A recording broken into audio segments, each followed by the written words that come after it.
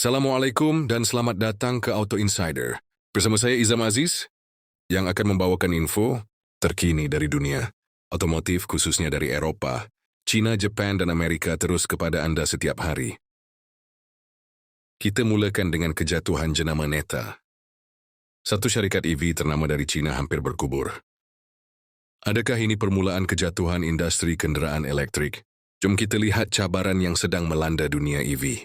Dalam anggaran 5 hingga 10 tahun ke depan, dunia otomotif bakal mengalami perubahan besar. Pakar meramalkan bahawa kerugian dan penggabungan syarikat akan membentuk semula masa depan kenderaan elektrik.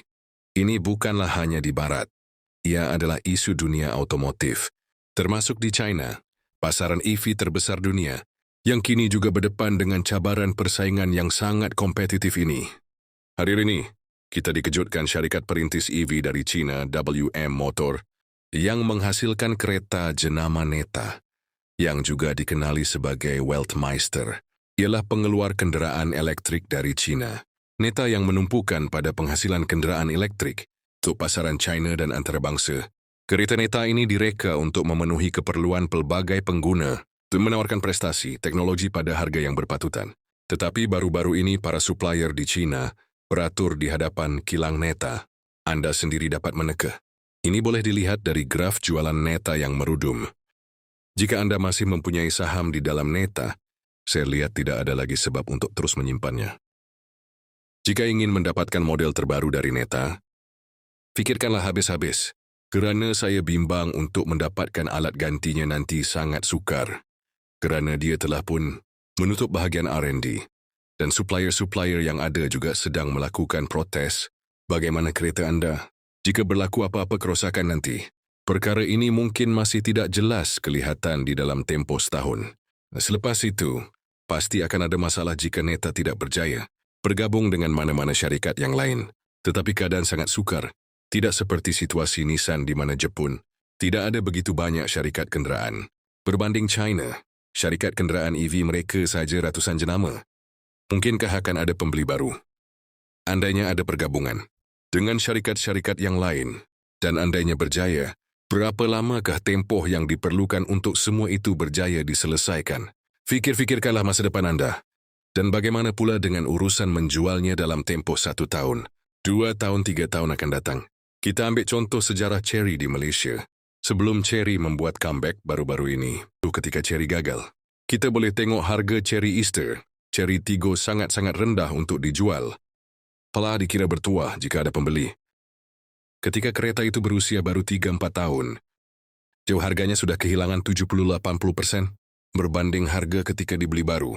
Kini setelah belasan tahun, harganya masih dikira rendah berbanding dengan pesaing-pesaing sezaman. Dengannya, malah agregasi industri juga tidak terkecuali. Tesla, sebagai perintis dalam sektor EV, turut menghadapi cabaran. Pentadbiran Keselamatan Jalan Raya Amerika baru-baru ini mengumumkan penarikan balik lebih 46,000 Cybertruck dikaitkan dengan panel luaran yang membahayakan tindakan politik CEO Elon Musk juga. Yang kontroversi telah menimbulkan rasa tidak senang dalam kalangan pelanggan, menyebabkan penurunan jualan dalam pasaran. Namun dalam diam, pesaing seperti BYD dari China sedang membuat kemajuan besar. Memperkenalkan teknologi pengecasan pantas, mengumumkan 5 ke 8 minit sahaja diperlukan. Dengan teknologi pengecasan terbaru ini telah meningkatkan harga sahamnya sebanyak 85%, menjadikannya pesaing terkuat kepada Tesla. Ini menunjukkan betapa pantas kemajuan teknologi dalam industri EV. Hari ini bukan syarikat EV sahaja. Syarikat pengecasan EV juga berdepan masalah kewangan, terutama dengan perubahan politik yang menjejaskan pelaburan. Baru-baru ini, program infrastruktur kenderaan elektrik kebangsaan Amerika menyatakan dana 5 bilion akan dihentikan, sekaligus menyebabkan kejatuhan saham syarikat yang terlibat seperti Blink Charging dan ChargePoint.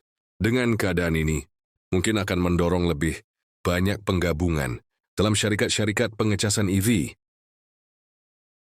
Di Australia, banyak pusat jualan dipenuhi dengan EV yang tidak terjual. Keadaan ini mencerminkan kebimbangan pengguna secara global, terutamanya mengenai harga EV yang tinggi, kekurangan infrastruktur pengecasan, dan ketidaktentuan ekonomi. Banyak syarikat mungkin akan tumbang. Dan hanya yang paling kuat serta inovatif akan bertahan. Penggabungan syarikat adalah sesuatu yang tidak dapat dielakkan, di mana jenama kecil akan bergabung dengan syarikat lebih besar atau terkeluar dari pasaran. Perkara ini bukan sesuatu yang baru. Industri otomotif sememangnya dari dulu sangat glamour tetapi sangat mencabar. Jadi apa pandangan Anda?